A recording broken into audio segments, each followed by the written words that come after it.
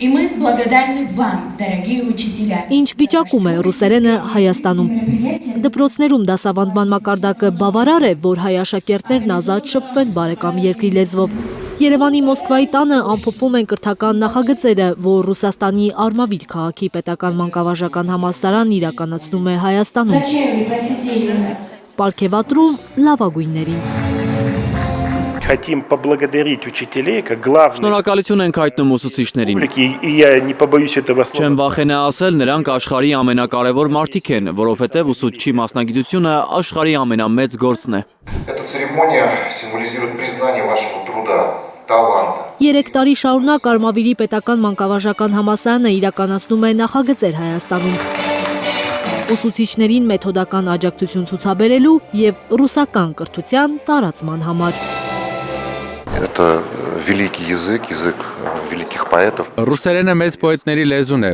Պուշկինի, Դոստոևսկի, Տուրգենևի եւ ուրիշների։ Межнационального общения. Այստեղ եկել են ռուսերենի ուսուցիչներ։ Այն, որ ռուսաց լեզուն դասավանդում են հայկական դպրոցներում, շատ հաճելի է։ Ես շնորհակալություն եմ հայտնում Հայաստանի ԿԳՄՍ նախարարությանը։ В армянских школах это очень приятно.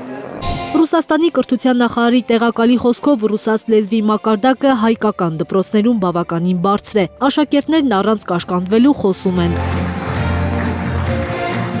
Был в нескольких школах. Եղել եմ Հայաստանի մի քանի դպրոցներում։ Հատուկ շփվել եմ երեխաների հետ եւ շատ եմ ուրախացել, որ գրեթե բոլորը խոսում են ռուսերեն առանց В ակցենտի։ совершенстве дети разговаривают на русском языке.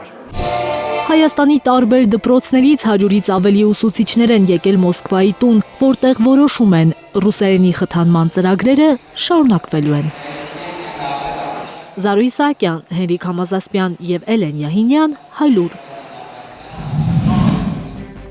Հայաստանում եւ աշխարհում տեղի ունեցող իրադարձությունների մասին առաջինն իմանալու համար բաժանորդագրվեք մեր ալիքին, սեղմեք զանգակը, որ բաց չթողնեք ամենահրատապը, ամենակարևորն ու հետաքրքիրը։